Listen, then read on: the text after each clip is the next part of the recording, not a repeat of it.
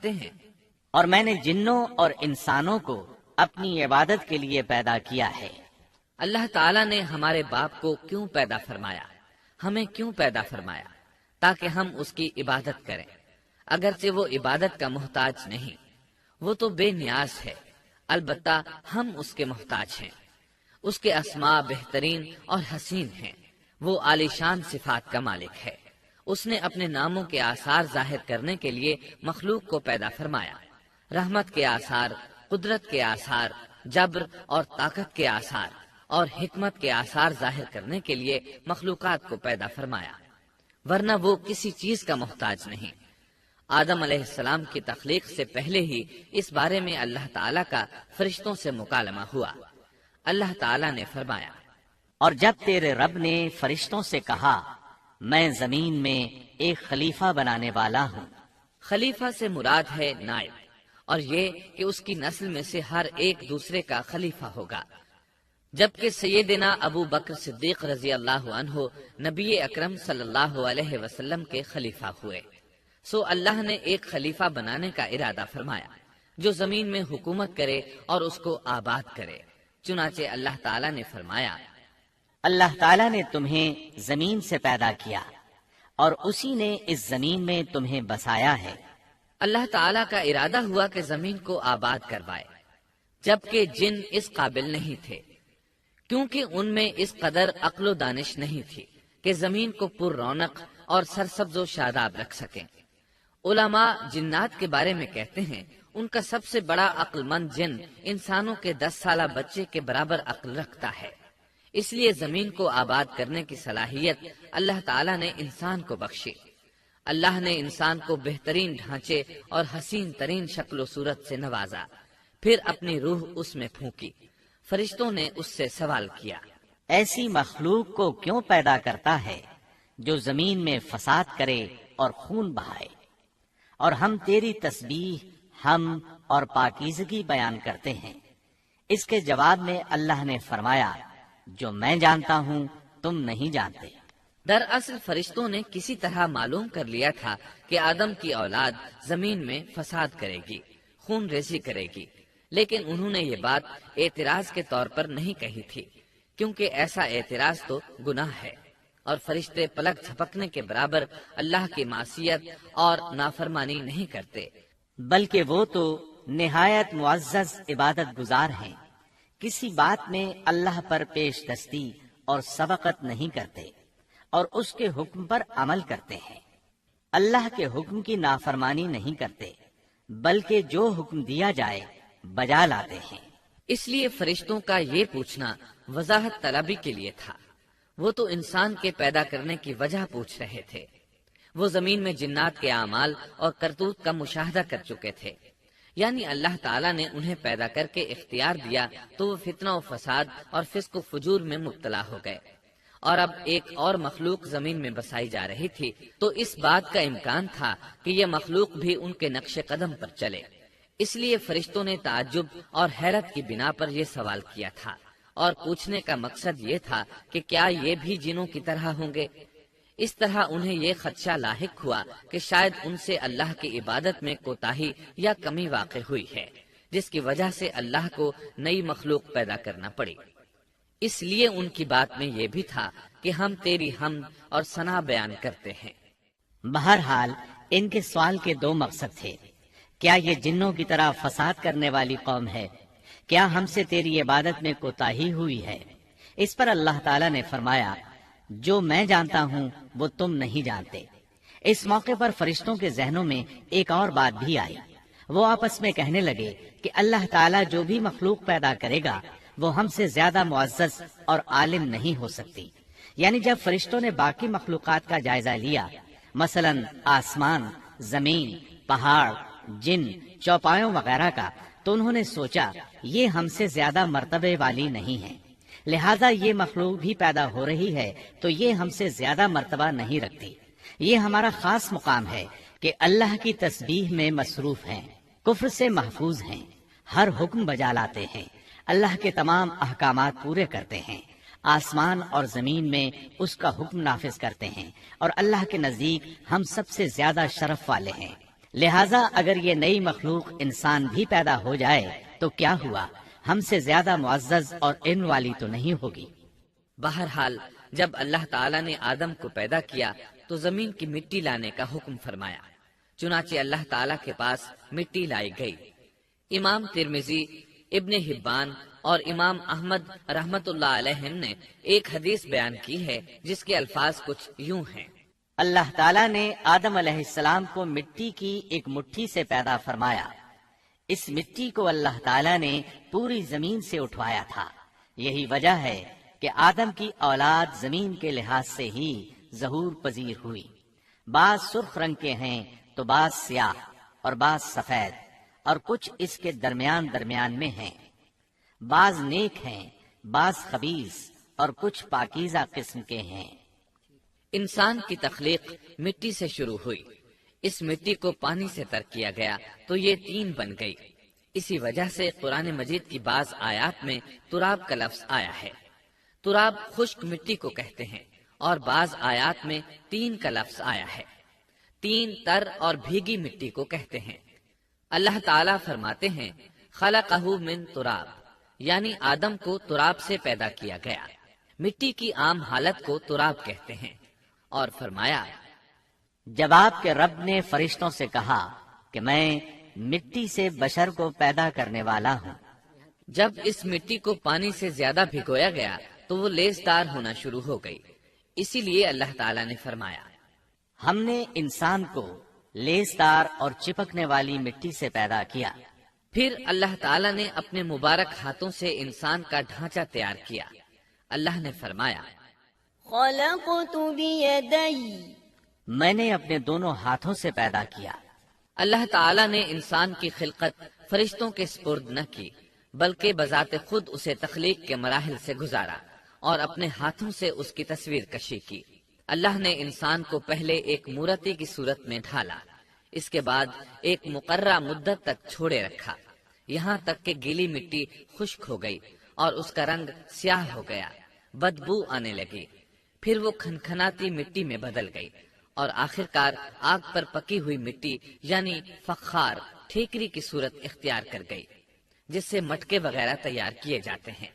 سیاہ مٹی کو ہماون کہتے ہیں اور بدبودار کو مسنون کہتے ہیں، اور کھنکھنا کر بولنے والی مٹی کو سلسال کہتے ہیں، اور ٹھیکری کی طرح کی مٹی کو الفخار کہتے ہیں۔ مختلف آیات میں یہ الفاظ وارد ہوئے ہیں۔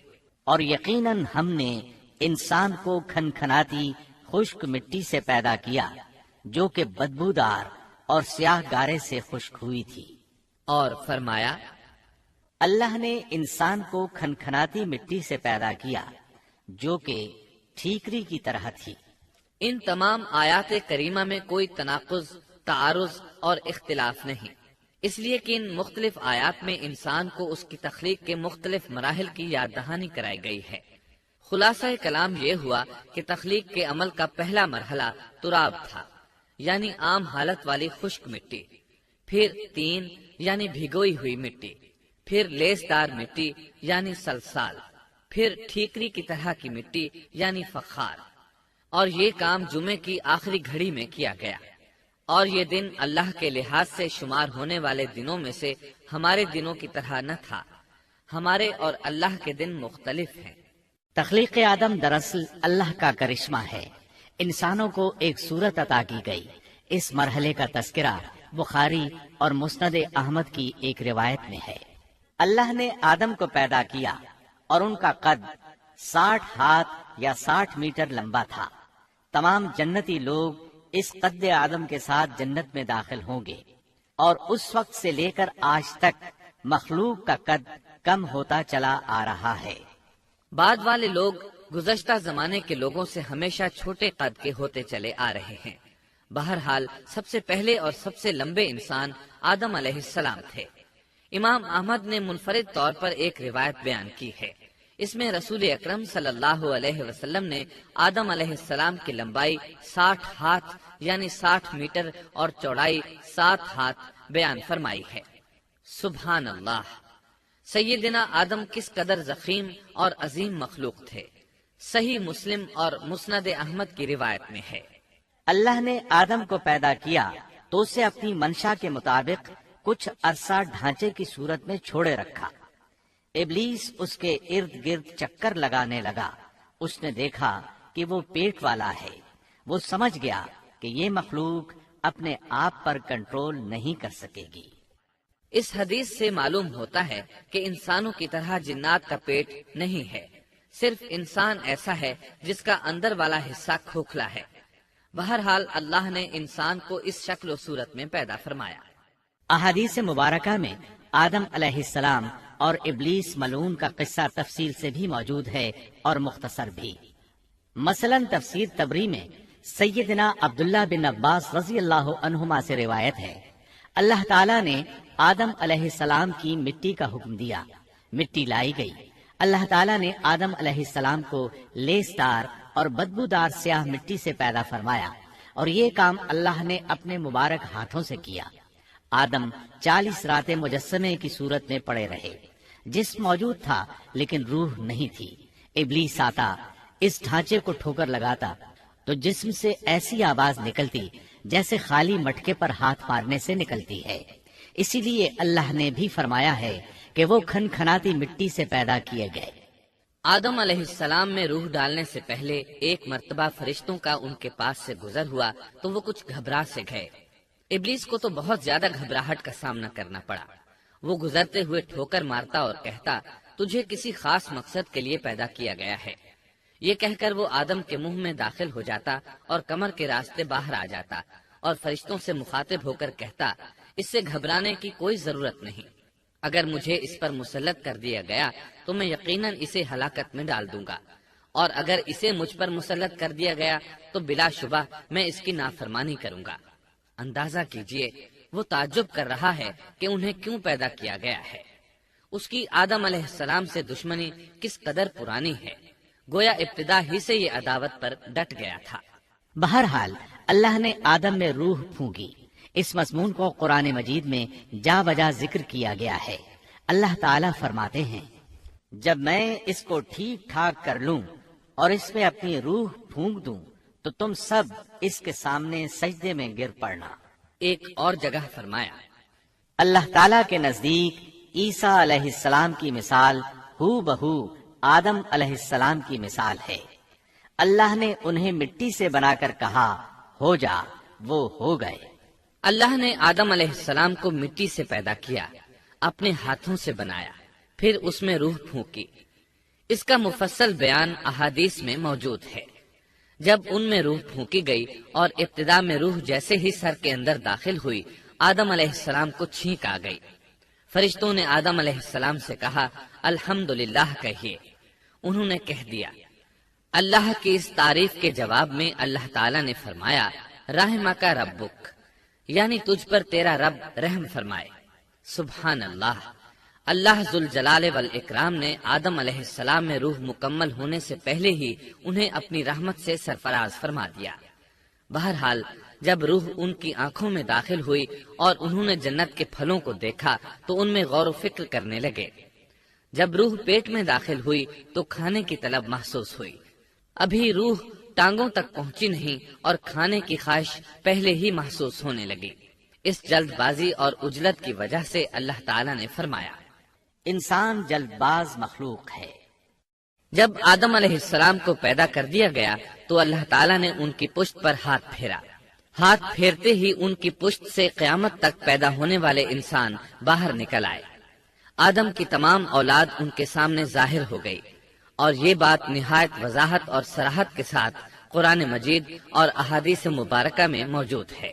مسلم بن یسار رحمت اللہ علیہ بیان کرتے ہیں کہ سیدنا عمر بن خطاب رضی اللہ عنہ سے کسی نے اس آیت کریمہ کے بارے میں پوچھا، اور جب آپ کے رب نے اولاد آدم کی پشت سے ان کی اولاد کو نکالا اور ان سے انہی کے بارے میں اقرار لیا کہ کیا میں تمہارا رب نہیں، سب نے جواب دیا، ہاں کیوں نہیں، ہم سب گواہ بنتے ہیں، تاکہ تم لوگ قیامت کے روز یوں نہ کہو ہم تو اس سے محض بے خبر تھے، یا یوں کہو کہ پہلے شرک تو ہمارے بڑوں نے کیا اور ہم ان کے بعد ان کی نسل میں ہوئے، لہذا کیا تو ان غلط راہ والوں کے فعل پر हमें हलाकत में डालेगा।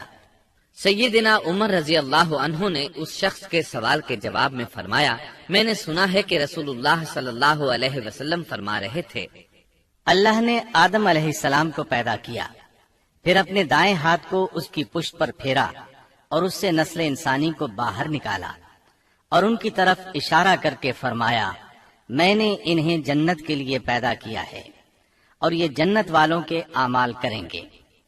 फिर अपने हाथ को दोबारा आदम अलैहिस्सलाम की पुष्ट पर फेरा और उससे नस्ल इंसानी को बाहर निकाला और उनकी तरफ इशारा करके फरमाया, मैंने इन्हें आग के लिए पैदा किया है और ये आग वालों के आमाल करेंगे। इस पर एक शख्स ने नबी अकरम सल्लल्लाहु अलैहि वसल्लम से सवाल किया, ऐ अल्लाह के रसूल सल्लल्लाहु अलैहि वसल्लम, तो फिर हमारे आमाल किस हिसाब में शुमार होंगे? आपने जवाब में फरमाया, अल्लाह ताला जब किसी बंदे को जन्नत के लिए पैदा करता है तो उससे जन्नत वालों के काम करवाता है, हत्ता कि जन्नत वाले आमाल में से ही किसी अमल पर उसका मौत से सामना होता है। इस वजह से अल्लाह उसे जन्नत में दाखिल करता है, और जब अल्लाह किसी बंदे को आग के लिए पैदा करता है तो उसे आग वाले आमाल पर लगा देता है, यहाँ तक कि वो आग वाले आमाल में से किसी अमल पर मरता है। इसकी वजह से अल्लाह उसे आग में दाखिल कर देता है। हर शख्स के लिए उस काम में आसानी पैदा कर दी जाती है जिसके लिए वो पैदा किया गया है। लेकिन ये बात जहन में हर वक्त मौजूद रहनी चाहिए कि अल्लाह ने इंसान को इख्तियार दे रखा है कि वो अपनी अक्ल और फिक्र की रोशनी में अल्लाह के अहकामात पर अमल पैरा होकर खुद को जन्नती बना ले, या अक्ल का दुरुस्त इस्तेमाल न करते हुए शैतान का पटा गले में डाल ले और जहन्नम में जगह बना ले। ये तो अल्लाह ने इंसान को इख्तियार दे रखा है, उसकी मर्जी के जन्नत वाले अमाल करे या जहन्नम वाले। हर इंसान में दोनों तरफ जाने की ताकत और सलाहियत मौजूद है। अल्लाह ने इंसान को मजबूर नहीं बनाया, अलबत्ता हर इंसान को जो भी रवैया इख्तियार करना था अल्लाह को उसका इल्म था, और उसका इल्म बरहक है, कतई है, उसमें कोई गलती नहीं हो सकती। इसलिए उसने अपने इल्म के मुताबिक तकदीर लिख दी। अब हम जो कुछ करते हैं तकदीर से मजबूर होकर नहीं करते, बल्कि अपने इख्तियार से करते हैं, और चूंकि तकदीर भी अल्लाह के हुक्म से लिखी गई, इसलिए इसमें भी कोई खता वाक़ई नहीं होती। लिहाजा तकदीर का ये मतलब नहीं कि इंसान तकदीर की बिना पर हिदायत मानने या ना मानने पर मजबूर है, ऐसी बात कतन नहीं। और दुरुस्त बात यह है कि तकदीर का मसला बहुत ज्यादा पेचीदा है और मुश्किल तरीन मसाइल में से है। यहाँ इसकी तफसील का मौका नहीं। जब अल्लाह ने आदम अलैहिस्सलाम को पैदा कर लिया और उसमें अपनी रूह फूंक दी तो फरिश्तों को हुक्म दिया कि आदम को सजदा करें। इब्लीस एक बहुत नेक और बुजुर्ग जिन था, उसने कभी अल्लाह की नाफरमानी नहीं की थी। इसी बिना पर वो बुलंद मर्तबा पाकर फरिश्तों में शामिल हो चुका था, लेकिन फरिश्तों की जिन्स से कतन नहीं था। अल्लाह ने उसे इताअत और फरमाबरदारी का सिला दिया था, उसकी इज्जत और इकराम करते हुए आसमान में बसाया था। लम्हा भर के लिए भी उसने अल्लाह की नाफरमानी नहीं की थी। और फिर अल्लाह ने आदम को सजदा करने का हुक्म दिया, और इस हुक्म के मुखातब फरिश्ते और इब्लीस थे। सिर्फ फरिश्तों के लिए ये हुक्म नहीं था, बल्कि इब्लीस भी इस हुक्म में शामिल था, क्योंकि अल्लाह ताला फरमाते हैं, और यकीनन हमने तुम्हें पैदा किया, फिर हम ही ने तुम्हारी सूरत बनाई। फिर हमने फरिश्तों से कहा कि आदम को सजदा करो, तो सिवाय इब्लीस के सभी ने सजदा किया। वो सजदा करने वालों में शामिल न हुआ। अल्लाह ताला ने फरमाया, तुझे किस चीज ने सजदे से रोक दिया, जबकि मेरा हुक्म तेरे लिए भी था। तो इससे साबित हुआ इस हुक्म में फरिश्तों के साथ इब्लीस भी शामिल था, क्योंकि कुरान में इज अमरतुक के अल्फाज हैं। इसका मतलब है कि मैंने तुझे हुक्म दिया था। और फिर इब्लीस ने जवाब में ये नहीं कहा कि तूने तो मुझे हुक्म ही नहीं दिया था, बल्कि उसने सजदा न करने की वजह ये बताई। उसने कहा, मैं सजदा क्यों करूं, मैं इससे बेहतर हूं, इसलिए कि तूने मुझे आग से पैदा किया और इसे मिट्टी से। तो फिर कहा, अल्लाह ने हुक्म दिया, तू इससे नीचे उतर जा। غرض جب ابلیس نے نافرمانی کی، سرکشی اور تکبر کا مظاہرہ کیا تو اس وقت اللہ تعالیٰ اور اس کے درمیان مکالمہ ہوا۔ اللہ نے اس کی سرکشی دیکھ کر اسے سزا دیتے ہوئے فرمایا، اس جنت سے اتر جا، تجھے کوئی حق حاصل نہیں کہ تو اس جنت میں رہ کر تکبر کرے۔ ابلیس نے جواب میں کہا، مجھے قیامت کے دن تک مہلت دے دیجئے، یعنی اتنی لمبی عمر دے دیجئے کہ میں قیامت تک زندہ رہوں، موت نہ آئے۔ اللہ نے فرمایا، تجھے مہلت دے دی گئی، لیکن ایک وقت مقررہ تک۔ اور جب شیطان اس طرف سے مطمئن ہو گیا کہ اسے مہلت مل گئی، تب اس نے کہا، چونکہ تو نے مجھے گمراہ کر دیا ہے، اس وجہ سے میں قسم کھاتا ہوں کہ میں انسانوں کی گمراہی کے لیے تیرے سیدھے راستے پر بیٹھ جاؤں گا، پھر ان کے آگے سے، ان کے پیچھے سے، ان کے دائیں سے، ان کے بائیں سے، ان کے پاس آؤں گا، اور آپ ان میں سے اکثر لوگوں کو شکر گزار نہیں پائیں گے۔ اللہ تعالیٰ نے شیطان کا رد کرتے ہوئے فرمایا، یہاں سے ذلیل و خوار ہو کر نکل جا، ان میں سے جو شخص بھی تیرا حکم مانے گا میں ایسے تمام گمراہوں سے جہنم کو بھر دوں گا۔ جو انسان بھی تیرا پیروکار بنے گا وہ جہنم کا مستحق اور حقدار ٹھہرے گا۔ قرآن مجید میں دوسرے مقامات پر بھی اس گفتگو کو نئے پیرائے میں دہرایا گیا ہے۔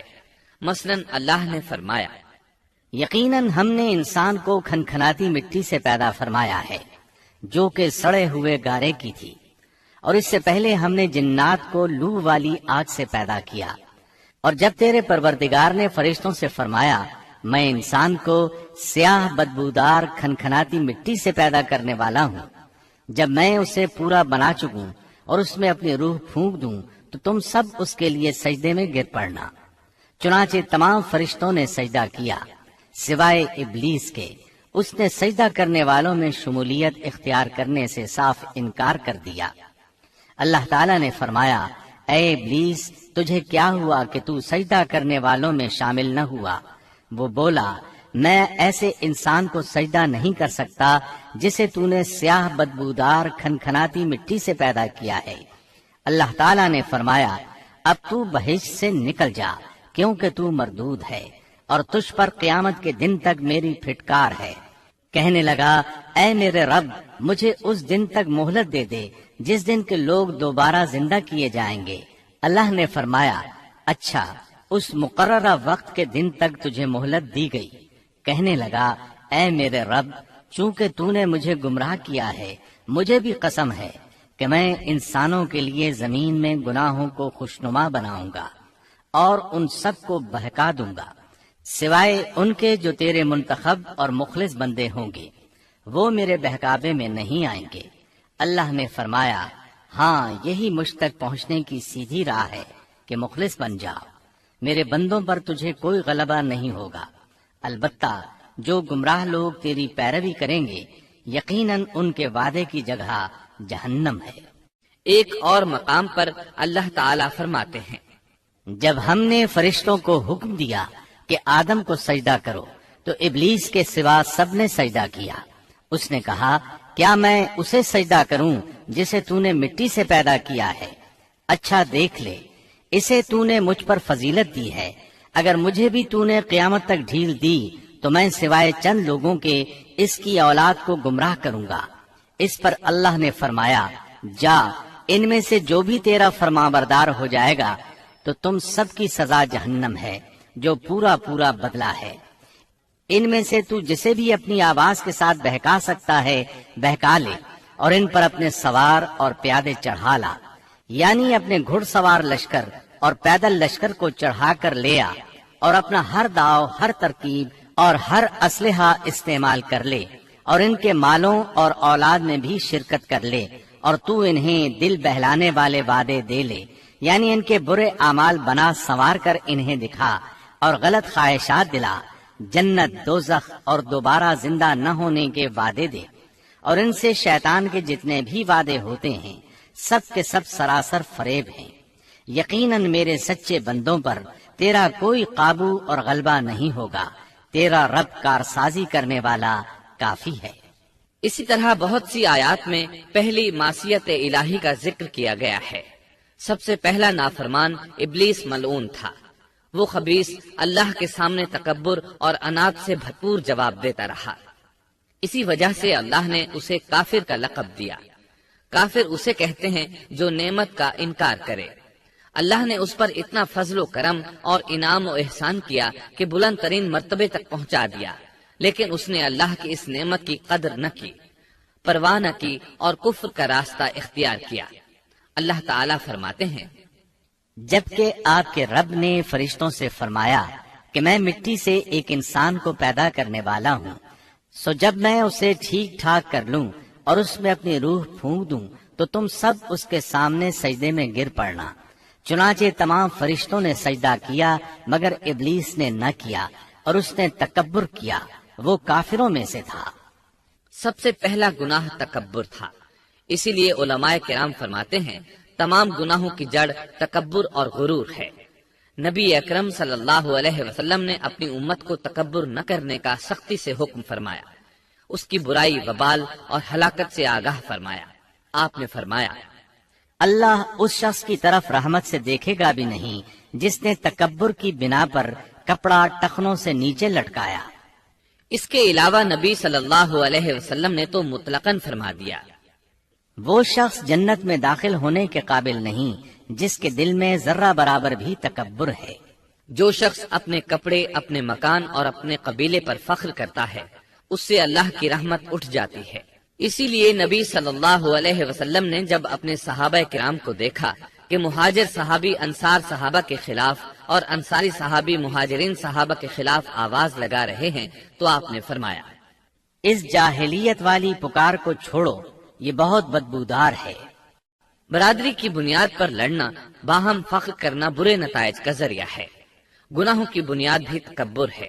اس لیے ہر مومن کو چاہیے کہ اپنے نوکر، خادم، ملازم یا کسی بھی مسکین پر کبھی بھی فخر و غرور کا اظہار نہ کرے، کیونکہ یہی اللہ کی سب سے پہلی نافرمانی وجود میں آئی تھی۔ تکبر کا یہ ذکر ضمناً آ گیا۔ ہم پھر اپنے موضوع کی طرف لوٹتے ہیں۔ اللہ نے آدم علیہ السلام کو پیدا کیا اور انہیں عالم بنا کر ہی تخلیق کیا، یعنی جب وہ پیدا ہوئے تو جاہل نہیں تھے۔ اللہ نے آدم علیہ السلام کو فرشتوں سے بھی بڑا عالم بنا کر پیدا فرمایا۔ بے شمار احادیث میں آدم علیہ السلام کی ابتدا اور ان کے علم کا ذکر موجود ہے۔ جب اللہ نے آدم میں مکمل روح ڈال دی اور وہ اپنے پاؤں پر کھڑے ہو گئے تو اللہ نے انہیں حکم دیا، جاؤ فرشتوں کی جماعت کو السلام علیکم کہو۔ آدم اور فرشتوں کی زبان عربی تھی، یہی زبان اہل جنت کی ہے۔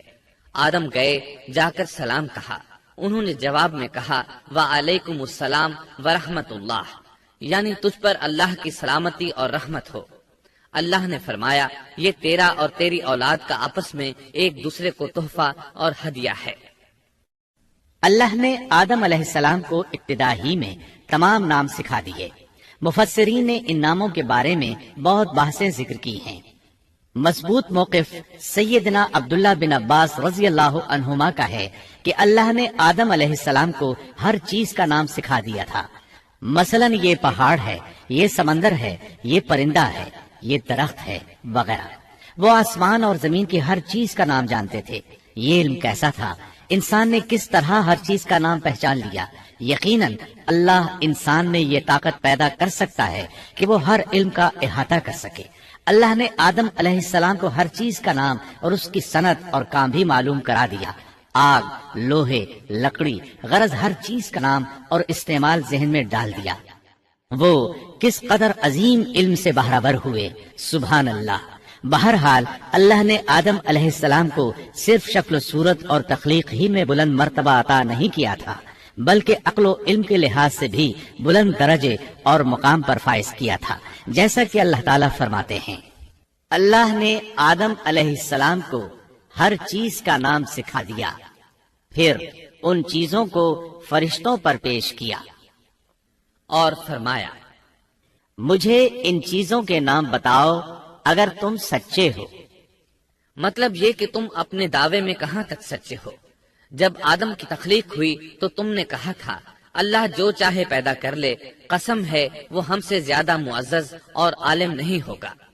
اس دعوے میں اگر تم سچے ہو تو ذرا ان اشیاء کے نام تو بتاؤ۔ اللہ تعالیٰ نے آدم علیہ السلام کا زیادہ معزز ہونا، مکرم ہونا اور علم و معرفت والا ہونا واضح کرنے کے لیے فرشتوں کو حکم دیا کہ آدم علیہ السلام کو سجدہ کریں۔ یہ سجدہ تعظیمی تھا، عبادت والا سجدہ نہیں تھا۔ سجدہ تعظیمی پہلے وقتوں میں جائز تھا، لیکن اب حرام ہے۔ اسی لیے تو یعقوب علیہ السلام، ان کی بیوی اور 11 بیٹوں نے یوسف علیہ السلام کو سجدہ کیا تھا۔ بہرحال فرشتوں نے آدم علیہ السلام کو سجدہ کیا۔ اس سے معلوم ہو جاتا ہے کہ کون زیادہ عزت اور عظمت والا ہے۔ یقیناً آدم علیہ السلام زیادہ شرف اور منزلت کے حقدار ٹھہرے۔ جب اللہ تعالیٰ نے ان کی عزت، تکریم اور تعظیم ثابت فرما دی، تب علم و معرفت میں ان کی برتری ثابت کرنے کے لیے فرمایا، اگر تم اپنے قول میں سچے ہو تو ان چیزوں کے نام بتاؤ۔ تب فرشتوں نے کہا، فرشتے کہنے لگے، اے اللہ تو پاک ہے، ہمیں تو صرف اتنا ہی علم ہے جتنا تو نے ہمیں سکھا رکھا ہے، مکمل حکمت و علم والا تو ہی ہے۔ اللہ تعالیٰ نے آدم علیہ السلام سے فرمایا، اے آدم تم ان فرشتوں کو ان چیزوں کے نام بتاؤ۔ آدم ہر چیز کا نام بتانے لگے، کسی جگہ بھی انہوں نے غلطی نہیں کی۔ جب انہوں نے فرشتوں کو تمام چیزوں کے نام بتا دیے تو اللہ تعالیٰ نے فرشتوں کو مخاطب کر کے کہا، کیا میں نے تمہیں پہلے ہی نہیں کہہ دیا تھا کہ زمین اور آسمان کا غیب میں ہی جانتا ہوں، اور میرے علم میں ہے جو تم ظاہر کر رہے ہو اور جو چھپا رہے ہو۔ یہاں ذہن میں سوال ابھرتا ہے کہ فرشتے کیا چھپا رہے تھے؟ وہ راز والی بات یہی تھی کہ اللہ ہم سے زیادہ معزز اور عالم مخلوق پیدا نہیں کرے گا۔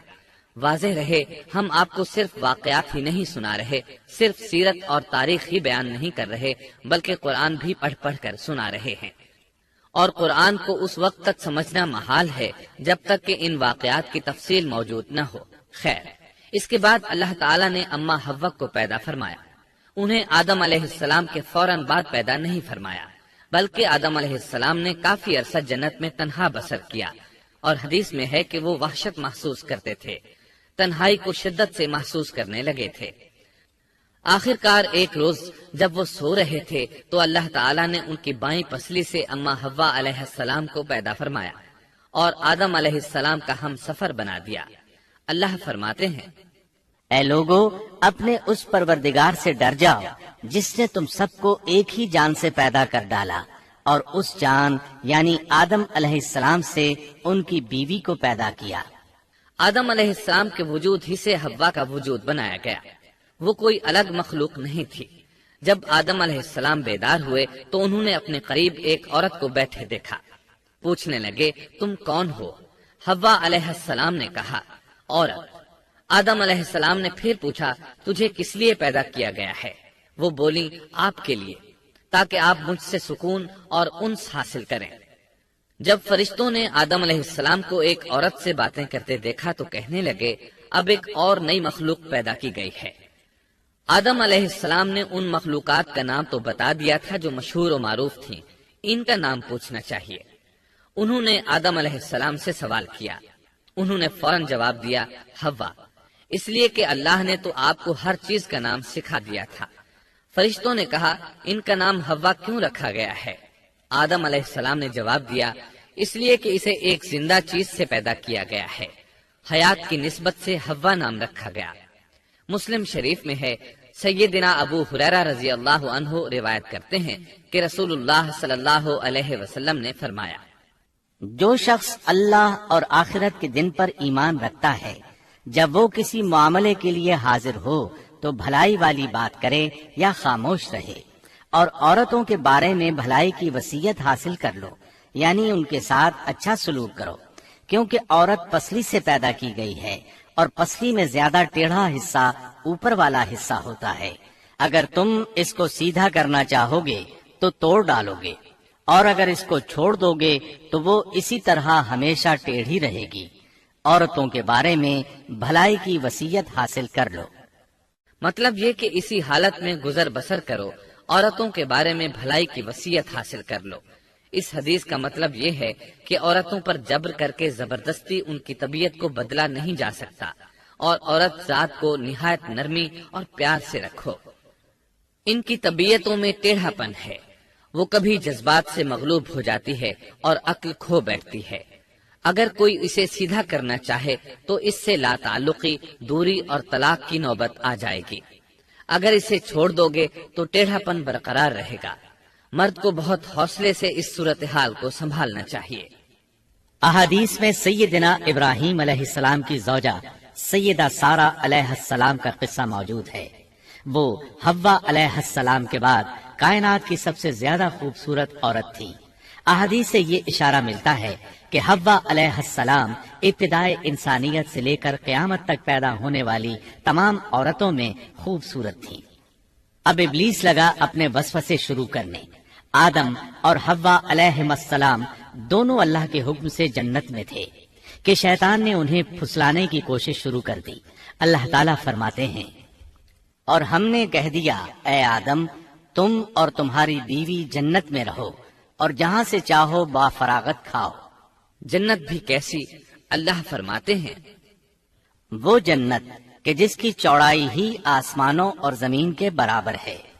سو اس جنت میں سے جو چاہو سو کھاؤ، کچھ بھی منع نہیں سوائے ایک درخت کے، چنانچہ ارشاد ہوا، اور ہم نے کہا اے آدم تم اور تمہاری بیوی جنت میں رہو، پھر جس جگہ سے چاہو با فراغت کھاؤ، اور اس درخت کے پاس مت جاؤ ورنہ ظالموں میں سے ہو جاؤ گے۔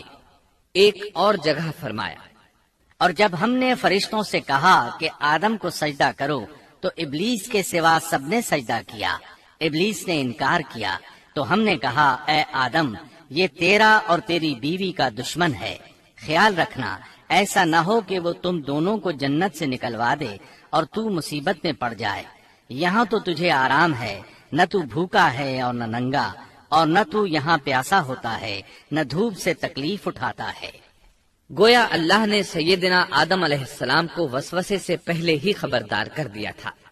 ان آیات سے یہ بھی پتا چلا کہ انسان سے ابلیس کی عداوت اور دشمنی ابتدا ہی سے چلی آ رہی ہے، اور یہ بھی ثابت ہوا کہ جو لوگ کہتے ہیں کہ انسان ابتدا میں ننگا تھا ان کا قول صحیح نہیں، اس لیے کہ اللہ تعالیٰ نے جنت میں بھی آدم علیہ السلام پر لباس رکھا اور زمین میں بھی لباس نازل کر دیا، جیسا کہ اللہ تعالیٰ فرماتے ہیں، اے آدم کی اولاد ہم نے تم پر لباس کو نازل کیا جو تمہاری شرمگاہوں کو چھپاتا ہے اور زینت کا سبب بھی ہے، اور تقوی کا لباس اس سے بھی بہتر ہے۔ لہذا آدم ابتدا میں ننگے نہیں تھے، انہیں تو ننگے پن کا علم ہی نہیں تھا، نہ ہی ان کی بیوی کو برہنہ ہونے کا علم تھا۔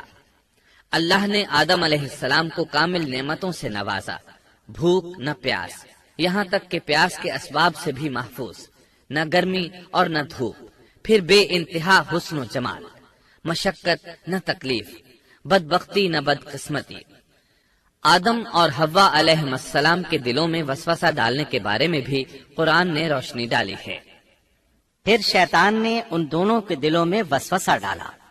یہ وسوسہ اس نے ان دونوں کو طمع دلانے کی صورت میں پورا کیا، اور یہ طمع دلائی کہ اس درخت کو کھانے سے ہمیشگی اور بقا ملتی ہے اور کبھی نہ ختم ہونے والی بادشاہت حاصل ہوتی ہے، اور اس وسوسے کا مقصد یہ تھا تاکہ ان کا پردہ بدن جو ایک دوسرے سے پوشیدہ تھا دونوں کے روبرو بے پردہ کر دے۔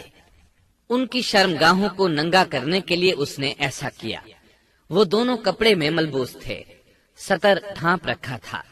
جب انہوں نے اس درخت سے کھایا تو لباس نیچے گر گیا، دونوں برہنہ ہو گئے۔ یہی شیطان چاہتا تھا کہ انہیں برہنہ کر دے، اللہ کی نافرمانی پر اکسائے۔ ارشاد ہوتا ہے، شیطان نے انہیں وسوسہ ڈالا، کہنے لگا اے آدم کیا میں تجھے دائمی زندگی کا درخت اور وہ بادشاہت نہ بتلا دوں جو کبھی پرانی نہ ہو؟ جب تم اس درخت سے کھاؤ گے تو ہمیشہ زندہ رہنے والے بن جاؤ گے اور زبردست بادشاہت حاصل کر لو گے۔ اس نے یہ تمنا بھی دلائی، تمہارے رب نے تم دونوں کو اس درخت سے اس لیے منع کیا ہے کہ تم دونوں فرشتے نہ بن جاؤ یا ہمیشہ زندہ رہنے والے نہ بن جاؤ۔ یعنی تم اس درخت سے کھا لو گے تو فرشتے بن جاؤ گے اور ہمیشہ قائم دائم رہو گے۔ پھر وہ وسوسہ ڈالتے ہوئے جھوٹی قسمیں کھانے لگا، جیسا کہ ارشاد ہوتا ہے، اور ان دونوں کے روبرو قسمیں کھانے لگا کہ یقین آ جائے میں آپ کا خیر خواہ ہوں۔ اللہ کی قسم کھانے لگا اور اس وقت سے جھوٹی قسموں کی ابتدا ہوئی۔ اس نے ان دونوں کو فریب دے کر بہکا لیا، جیسا کہ فرمایا فَدَلَّاهُمَا بِغُرُورٍ، یعنی دھوکے سے انہیں پھسلایا، حالانکہ انہیں کسی چیز کی کمی نہیں تھی۔ بھلا وہاں کیا محتاجی ہو سکتی تھی؟ جنت میں سکون سے زندگی بسر کر رہے تھے۔ جنت سے بڑھ کر کیا چاہیے؟ ہمیشہ کے لیے جنت مل چکی تھی۔ اللہ تعالیٰ فرماتے ہیں، ان دونوں نے جب درخت کو چکھا، دونوں کا پردہ بدن ایک دوسرے کے روبرو کھل گیا، دونوں اپنے بدنوں پر درختوں کے پتے جوڑ جوڑ کر رکھنے لگے۔ کپڑے اترنے پر دونوں کو حیا آئی، اس لیے کہ انسان کی فطرت میں برہنہ ہونے کی ناپسندیدگی شامل ہے۔ برہنہ ہو گئے تو کوئی لباس نہیں تھا، اس لیے درختوں کے پتے جوڑ کر جسم ڈھانپنے لگے۔ حدیث میں آیا ہے، آدم بھاگنے لگے تو اللہ نے پکارا، آدم مجھ سے بھاگتے ہو؟ آدم بولے، اللہ میں شرم کی بنا پر بھاگ رہا ہوں، اور اس وجہ سے کہ تیرے سامنے برہنہ کیسے رہوں، پھر یہ کہ نافرمانی کا ارتکاب بھی کر چکا ہوں۔ یہاں ایک سوال پیدا ہوتا ہے، دونوں میں سے پہلے کھانے والا کون تھا؟ اس بارے میں راجح قول یہ ہے کہ وہ حوا علیہ السلام تھی۔ انہی نے آدم علیہ السلام کو طمع دلاتے ہوئے اس غلطی پر آمادہ کیا تھا، جیسا کہ بخاری شریف میں نبی اکرم صلی اللہ علیہ وسلم نے فرمایا، اگر حوا نہ ہوتی تو کوئی عورت اپنے خاوند سے خیانت نہ کرتی۔ حوا علیہ السلام نے انہیں غلطی میں مبتلا کیا تھا۔ اگر حوا علیہ السلام نہ ہوتی تو آدم بھی خیانت میں مبتلا نہ ہوتے اور نہ معصیت میں مبتلا ہوتے۔ تب اللہ نے انہیں پکارا، کیا میں نے تم دونوں کو اس درخت سے نہیں روکا تھا؟ اور کیا یہ نہیں کہا تھا کہ شیطان تمہارا کھلا دشمن ہے؟ اب توجہ طلب بات یہ ہے کہ اس موقع پر دونوں نے کیا طرز عمل اختیار کیا۔ کیا وہ دونوں اپنی معصیت پر بضد رہے اور تکبر کرنے لگے، جیسا کہ ابلیس نے سجدہ کرنے سے انکار کیا تھا اور پھر لگا تھا اپنی معصیت پر اصرار کرنے، یا ان دونوں نے توبہ کر لی؟ جی ہاں، دونوں نے توبہ کر لی، جیسا کہ قرآن مجید میں آتا ہے، دونوں نے کہا، اے ہمارے رب، ہم نے اپنا بڑا نقصان کیا، اور اگر تو ہماری مغفرت نہ کرے گا اور ہم پر رحم نہ کرے گا تو واقعی ہم خسارہ پانے والوں میں سے ہو جائیں گے۔ اس قصے میں ایک سوال یہ ذہن میں پیدا ہوتا ہے کہ جب سیدنا آدم علیہ السلام کو ابلیس نے سجدہ نہ کیا تو اللہ تعالیٰ نے اسے مردود بنا کر جنت سے نکال دیا۔ پھر وہ سیدنا آدم علیہ السلام کو اس درخت کے قریب کس طرح لے گیا جبکہ وہ جنت سے باہر ہو چکا تھا؟ قرآن کریم میں اس بارے میں یہ الفاظ آئے ہیں، پھر شیطان نے ان کے دلوں میں وسوسہ ڈالا۔ یہ وسوسہ اس نے کیسے ڈالا جبکہ وہ جنت سے نکالا جا چکا تھا؟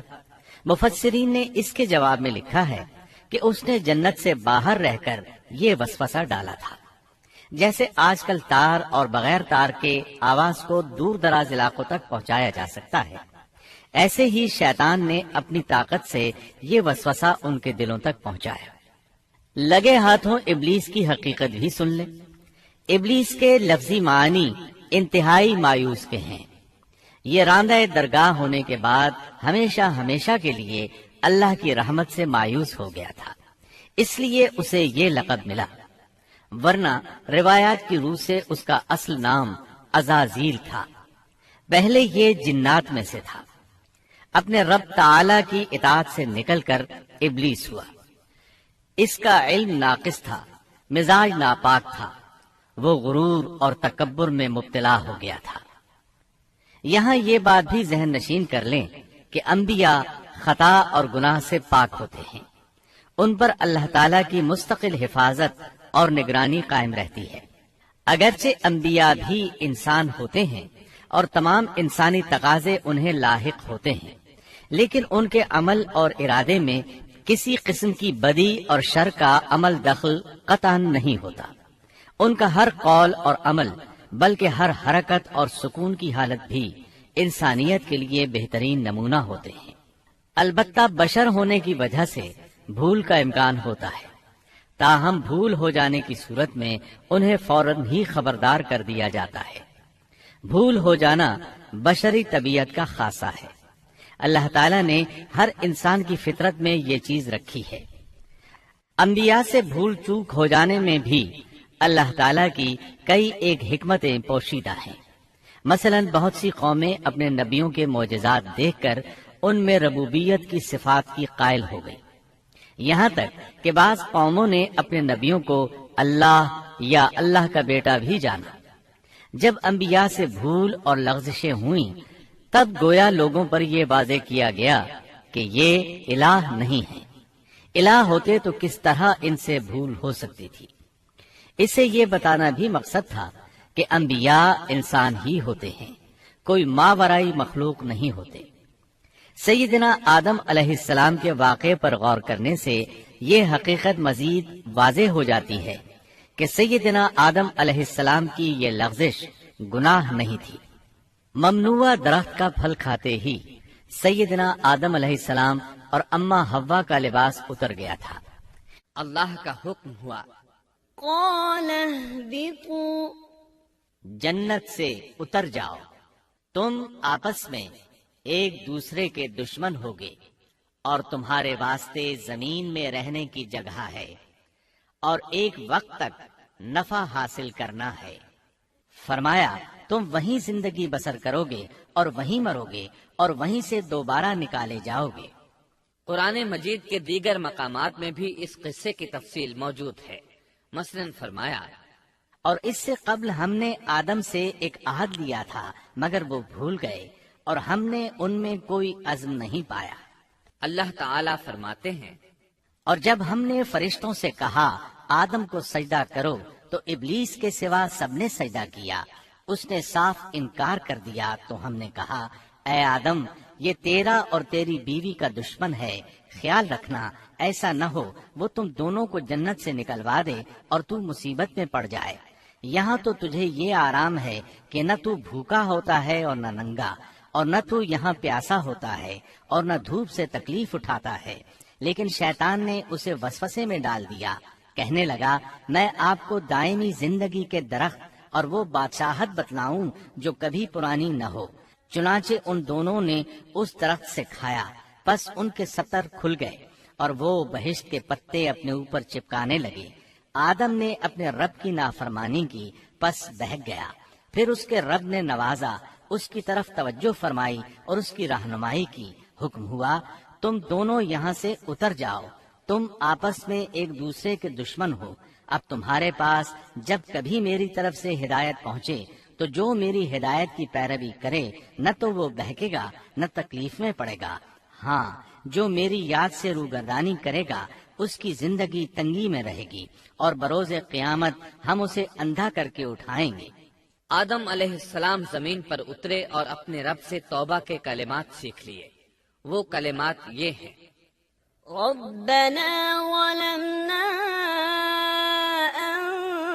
أنفسنا وإن لم تغفر لنا وترحمنا لنكونن من الخاسرين۔ اے ہمارے رب، ہم نے اپنا نقصان کیا اور اگر تو نے ہم پر مغفرت و رحمت نہ فرمائی تو ہم خسارہ اٹھانے والوں میں سے ہو جائیں گے۔ آدم علیہ السلام زمین پر اترے اور ان کے ساتھ حوا علیہ السلام بھی اتری اور ان کے ساتھ ہی ابلیس کو بھی اتارا گیا۔ یہ کس جگہ پر اترے اس بارے میں اختلاف پایا جاتا ہے، لیکن ابن عباس رضی اللہ عنہ کی بات راجح محسوس ہوتی ہے کہ آدم علیہ السلام کو ہند میں اور حوا علیہ السلام کو جدے میں اتارا گیا۔ جب آدم علیہ السلام اتر آئے تو حوا علیہ السلام کی تلاش شروع کر دی، زمین میں ان کی تلاش میں سرگرداں ہوئے۔ آخر کار میدان عرفات میں دونوں کی ملاقات ہو گئی۔ چونکہ میدان عرفات میں دونوں نے ایک دوسرے کی معرفت حاصل کی تھی اور ان کا آپس میں تعارف ہوا تھا، لہٰذا اسی مناسبت سے اس میدان کا نام عرفات مشہور ہو گیا۔ اللہ تعالیٰ نے زمین کے اندر انسانوں کو پھیلانا شروع کیا اور زمین کو مردوں اور عورتوں سے آباد کر دیا۔ امام طبری رحمت اللہ علیہ بیان کرتے ہیں کہ حوا علیہ السلام نے آدم علیہ السلام کے لیے 20 ولادتوں میں 40 بچوں کو جنم دیا۔ ہر بار 2 بچوں کو جنم دیتی تھی، ایک لڑکا ہوتا ایک لڑکی۔ سب سے پہلا جوڑا قابیل اور اس کی بہن قمیم کا تھا۔ پھر انسانوں کی افزائش شروع ہوئی، آبادی میں اضافہ ہونے لگا۔ اللہ نے آدم علیہ السلام ہی کو ان کا نبی متعین کر دیا، وہ انہیں دین سکھاتے رہے۔ اس وقت تمام لوگ موحد تھے، خالص توحید کو اپنانے والے تھے، یعنی کان الناس امۃ واحدہ، تمام لوگ ایک ہی امت کے تھے، ان میں شرک کا شائبہ بھی نہ تھا۔ ابن جریر اور ابن کثیر رحمہم اللہ نے ابو موسیٰ اشعری رضی اللہ عنہ کی روایت بیان کی ہے، اللہ نے جب آدم علیہ السلام کو جنت سے زمین پر اتارا تو انہیں ہر چیز کی کاریگری اور صنعت کا علم تھا۔ جب وہ اترے تو عالم بھی تھے، لباس میں ملبوس بھی تھے، کام کاج کے تمام طریقوں سے باخبر بھی تھے، لوہے، آگ، لکڑی اور کپڑے کے استعمال سے بھی بخوبی واقف تھے۔ ہمارے برعکس وہ ان کاموں کو اپنی ابتدا ہی سے جان چکے تھے، کیونکہ ہم سب لوگوں کا حال یہ ہے کہ جب تک سکھایا نہ جائے ہمیں کچھ نہیں آتا۔ آج کے دور میں بعض افریقی قبائل کے افراد وحشیانہ اور غیر مہذب زندگی گزارتے ہیں۔ علماء کا کہنا ہے کہ یہ لوگ زمین پر رہنے والوں میں سے گمراہ ترین انسان ہیں۔ انہوں نے بہترین زندگی ضائع کر دی اور گھٹیا زندگی کو پسند کیا۔ تہذیب و تمدن کا آغاز چونکہ ابتدائے آفرینش سے ہے، اس لیے ہر انسان کی فطرت میں تہذیب کی سوجھ بوجھ موجود ہے۔ بہرحال آدم علیہ السلام کے بعد انسانی مخلوق کی تعداد روز بروز بڑھتی چلی گئی اور انسانی کمزوریوں کی بنا پر گناہ شروع ہو گئے۔ زمین پر سب سے پہلے ہونے والی معصیت قابیل کے ہاتھوں اپنے بھائی حابیل کے قتل کی صورت میں سامنے آئی۔ اللہ تعالیٰ نے قرآن مجید میں قابیل اور اس کے بھائی حابیل کا قصہ بیان کیا ہے۔ قابیل قرخ اور درست طبیعت کا مالک تھا، جبکہ اس کا بھائی حابیل رحم دل اور نرم طبیعت تھا۔ قابیل کھیتی باڑی کرتا تھا اور حابیل مویشی چراتا تھا۔ حابیل کے نرم دل ہونے کی ایک وجہ اس کا بکریاں چرانا تھا، کیونکہ ایک چرواہا اپنی بکری کو بھوکا دیکھ کر اسے چارہ کھلائے بغیر نہیں رہتا، نہیں وہ کسی بکری کو پیاسا دیکھ کر اسے بھول جاتا ہے۔ اپنے جانور پر اس کی طاقت سے زیادہ بوجھ بھی نہیں لادتا۔ بنی نوع انسان کی تعداد میں اضافے کے لیے اس وقت ایسا قانون تھا جو اب حرام ہے، اور وہ ہے بہن کے ساتھ نکاح۔ چونکہ اس وقت کے سب لوگ آدم علیہ السلام کی حقیقی اولاد تھے اور آپس میں بہن بھائی تھے، اس لیے اس وقت کی شریعت کی روح سے قابیل اپنے ساتھ جڑواں پیدا ہونے والی بہن کے سوا کسی دوسری بہن سے شادی کر سکتا تھا، اور اسی طرح حابیل اپنے ساتھ جڑواں پیدا ہونے والی بہن کے علاوہ کسی دوسری بہن سے شادی کر سکتا تھا۔ اس کی صورت یہ تھی کہ قابیل کی شادی حابیل کی بہن سے ہو اور حابیل کی شادی قابیل کی بہن سے ہو، لیکن ہوا یہ کہ حابیل کی بہن خوبصورتی میں قابیل کی بہن سے کم تھی، اس لیے قابیل نے حابیل کی بہن سے شادی کرنے سے انکار کر دیا اور اپنی جڑواں بہن سے شادی کی خواہش ظاہر کی، لیکن ایسا کرنا آدم علیہ السلام کی شریعت میں حرام تھا۔ آپ نبی بھی تھے اور رسول بھی۔ رسول اور نبی میں فرق یہ ہے کہ رسول پر شریعت اور احکام نازل ہوتے ہیں، لیکن نبی پر شریعت نازل نہیں ہوتی، البتہ اس کی طرف وحی نازل ہوتی ہے اور معجزات عطا کیے جاتے ہیں، جبکہ شریعت صرف رسولوں ہی پر نازل کی جاتی ہے۔ آدم علیہ السلام بھی چونکہ رسول تھے، اس لیے ان کی شریعت میں یہ قانون تھا کہ کوئی شخص اپنے ساتھ جڑواں پیدا ہونے والی بہن کے ساتھ شادی نہیں کر سکتا۔ قابیل اس شرعی حکم کی وجہ سے غضبناک ہو گیا۔ اس نے تعجب کا اظہار کرتے ہوئے اس قانون کو ماننے سے انکار کر دیا۔ آدم علیہ السلام نے ان دونوں کے درمیان فیصلہ کرتے ہوئے انہیں حکم دیا کہ دونوں اللہ کے حضور ایک ہدیہ پیش کریں۔ ہدیہ اس جانور کو کہتے ہیں جسے اللہ کے نام پر ذبح کر کے فقراء میں تقسیم کر دیا جائے۔ اس سے مقصود اللہ کے لیے اپنی نیت کو خالص کرنا ہوتا ہے۔ اس عمل کو قربانی کہا جاتا ہے۔ آدم علیہ السلام کے زمانے میں قربانی کا جو قانون تھا اس کے قبول ہونے کی نشانی طے تھی، اور وہ یہ کہ آسمان سے ایک آگ نمودار ہوتی اور اس قربانی کو جلا دیتی۔ اس کا مطلب تھا قربانی قبول ہو چکی ہے، اور اگر آگ قربانی کو نہ جلاتی تو سمجھ لیا جاتا کہ قربانی قبول نہیں ہوئی۔ آخر قربانی کا دن آ پہنچا۔ حابیل نے اپنے مویشیوں میں سے ایک بہترین جانور لیا اور قربان گاہ میں لا کر اللہ کے حضور پیش کر دیا۔ دوسری طرف قابیل نے اپنی کھیتی کے غلے میں سے ردی قسم کا غلہ قربانی کے لیے پیش کیا۔ دوسرے دن دونوں قربان گاہ پہنچے تو انہوں نے دیکھا کہ حابیل کی قربانی قبول ہو چکی ہے، جبکہ قابیل کی قربانی کو آگ نے چھوا تک نہیں تھا۔ یہ دیکھ کر قابیل حابیل پر غضبناک ہوا۔ شیطان نے بھی اسے وسوسے میں مبتلا کیا کہ اپنے بھائی کو قتل کر دے۔ اس نے اپنے بھائی حابیل کو جان سے مار ڈالنے کا پختہ ارادہ کر لیا۔ اس وقت تک روئے زمین پر کوئی انسان قتل نہیں ہوا تھا۔ انسانی تاریخ میں یہ پہلا قتل ہے جس کا ارتکاب قابیل نے کیا۔ وہ اپنے بھائی حابیل کے پاس گیا اور اس سے بولا، میں تجھے قتل کر دوں گا۔ جواب میں حابیل نے کہا، اگر تو مجھے قتل کرنے کی کوشش کرے گا تو میں اپنے دفاع میں ہاتھ نہیں اٹھاؤں گا، اس لیے کہ میں چاہتا ہوں تو اپنے دیگر گناہوں کے ساتھ میرے قتل کا گناہ بھی اٹھا لے، تیرے گناہ زیادہ ہو جائیں۔ چنانچہ ایک تاریک رات میں حابیل سویا ہوا تھا کہ قابیل ایک بڑا سا پتھر اٹھا کر اس کے پاس آیا۔ اس نے وہ پتھر اپنے بھائی کے سر پر دے مارا۔ اس طرح اس نے حابیل کو قتل کر دیا، روئے زمین پر قتل کی ابتدا کر دی، زمین کو پہلے خون سے رنگ دیا۔ تاریخ انسانی میں یہ سب سے پہلا جرم تھا جو قابیل کے ہاتھوں ہوا۔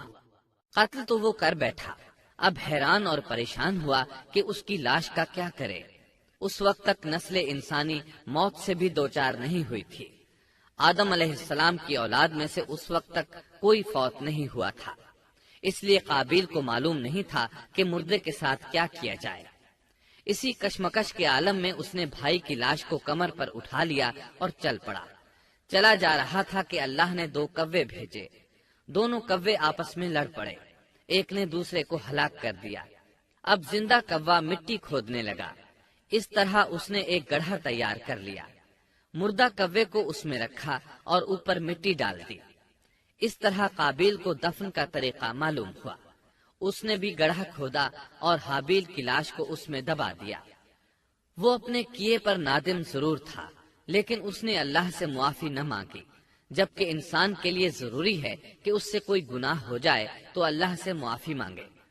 قابیل اور حابیل کے درمیان جو مکالمہ ہوا، اللہ تعالیٰ نے اس کا ذکر سورہ مائدہ آیت 27 تا 29 میں کیا ہے۔ اللہ فرماتے ہیں، آدم علیہ السلام کے دونوں بیٹوں کا کھرا کھرا حال بھی انہیں سنا دو۔ ان دونوں نے ایک نذرانہ پیش کیا، ان میں سے ایک کی نذر تو قبول ہو گئی اور دوسرے کی قبول نہ ہوئی تو وہ کہنے لگا، میں تجھے مار ہی ڈالوں گا۔ اس نے کہا، اللہ تقوی والوں ہی کا عمل قبول کرتا ہے، گو تو میرے قتل کے لیے دسترازی کرے، لیکن میں تیرے قتل کے لیے ہرگز اپنا ہاتھ نہیں بڑھاؤں گا۔ میں تو اللہ تعالی پروردگار عالم سے خوف کھاتا ہوں، میں تو چاہتا ہوں کہ تو میرا گناہ اور اپنا گناہ اپنے سر پر رکھ لے اور دوزخیوں میں شامل ہو جائے۔ ظالموں کا یہی بدلہ ہے۔ اس کا مطلب یہ تھا کہ تیرے اور گناہوں کے ساتھ میرے قتل کا گناہ بھی تیرے ذمہ لگے اور تو ظالموں میں سے ہو جائے۔ حابیل کے قتل کے بعد قابیل پر جو گزری اس کا ذکر اللہ نے سورہ مائدہ آیت 30 اور 31 میں کیا ہے۔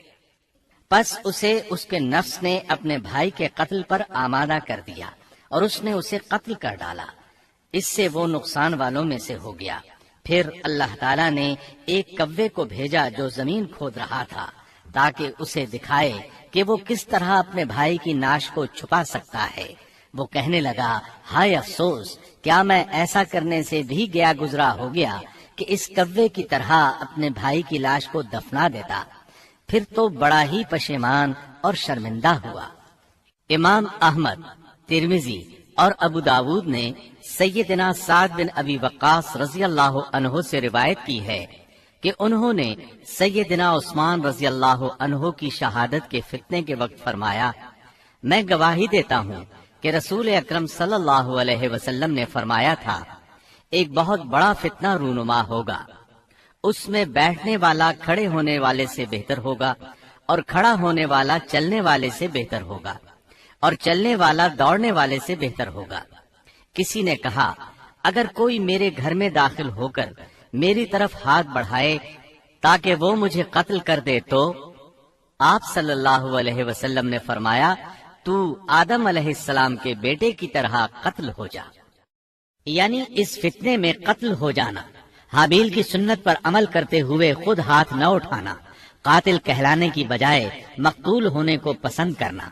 اسی طرح مسند احمد کی ایک روایت میں ہے، رسول اللہ صلی اللہ علیہ وسلم نے فرمایا، دنیا میں جب بھی کوئی ظلم سے قتل ہوتا ہے تو اس کا گناہ آدم علیہ السلام کے پہلے بیٹے قابیل کی گردن پر ضرور ہوتا ہے، اس لیے کہ وہ پہلا شخص ہے جس نے ظالمانہ قتل کی ابتدا کی اور یہ ناپاک طریقہ جاری کیا۔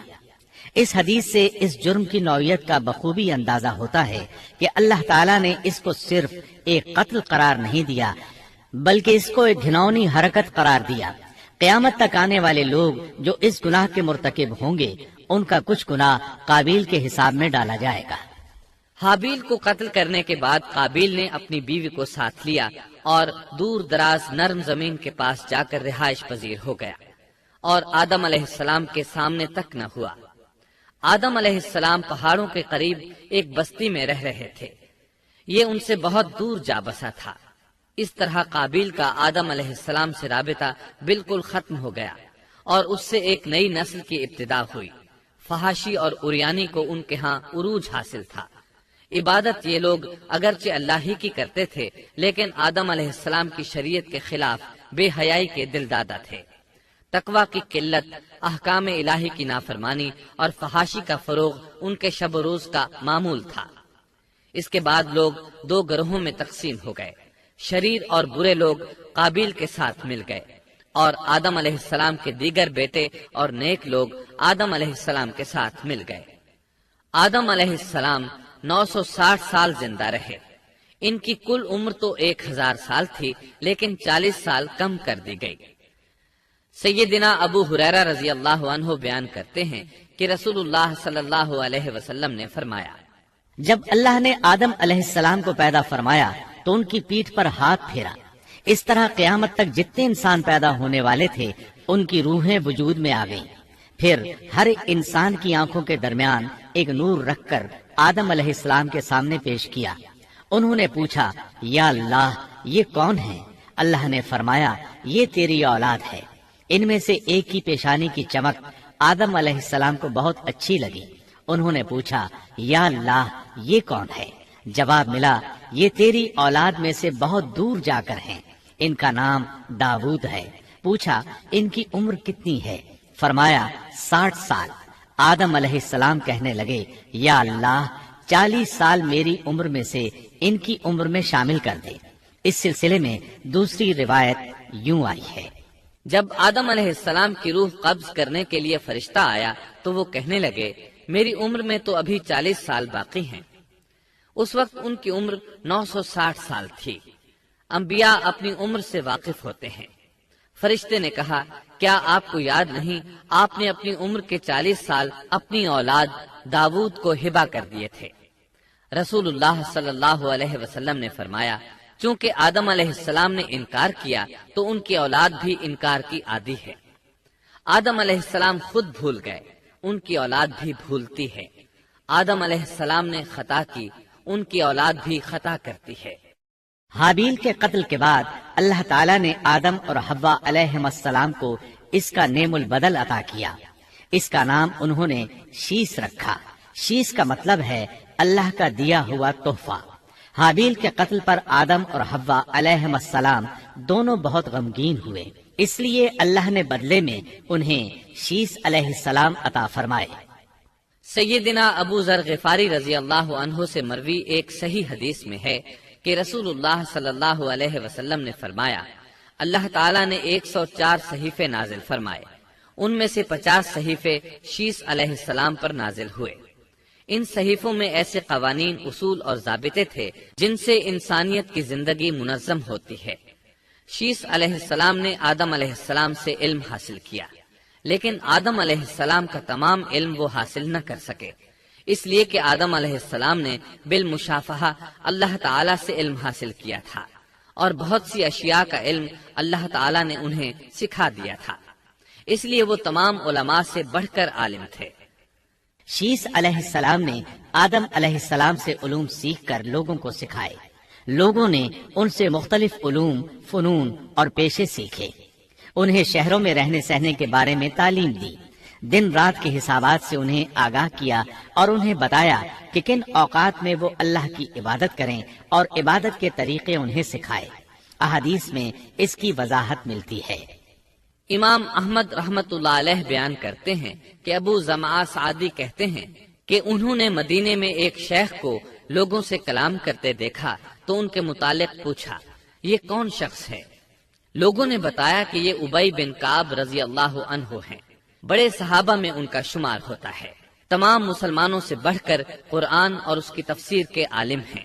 ابو زمعہ فرماتے ہیں کہ ابی بن کعب رضی اللہ عنہ اس وقت یہ واقعہ بیان کر رہے تھے کہ جب آدم علیہ السلام کی وفات کا وقت قریب آیا تو انہوں نے اپنے بیٹوں سے فرمایا، میرا جنت کے پھل کھانے کو جی چاہتا ہے۔ جنت کے پھل دنیاوی پھلوں جیسے ہی ہوتے ہیں، سیب، انار، انگور، یہ سب جنت میں موجود تھے۔ جنت کے اور دنیا کے پھلوں میں فرق یہ ہے کہ دنیاوی پھل بدبودار ہو جاتے ہیں جبکہ جنتی پھل کبھی بدبودار نہیں ہوتے۔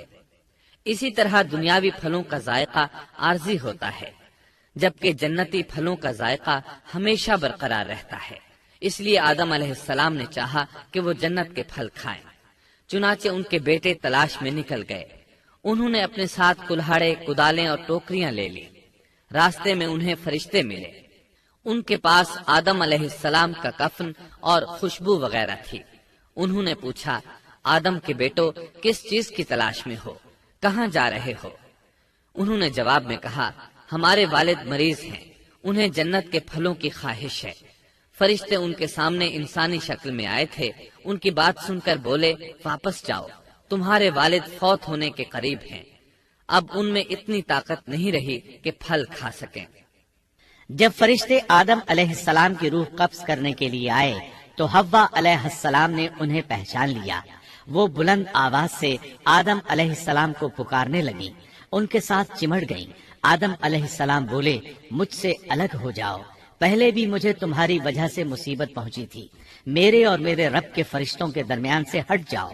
پھر فرشتوں نے آدم علیہ السلام کی روح قبض کی، انہیں غسل دیا، کفن پہنایا، خوشبو لگائی، آپ کی قبر کھودی، پھر انہوں نے آدم علیہ السلام کی نماز جنازہ ادا کی۔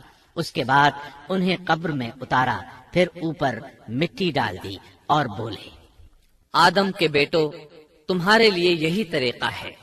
اس وقت تک لوگ کفن دفن کے احکامات سے واقف نہیں تھے، انہیں علم نہ تھا کہ قابیل نے اپنے بھائی کو کیسے دفن کیا تھا، اس لیے فرشتوں کو بھیجا گیا تاکہ تدفین کا طریقہ بتا دیں۔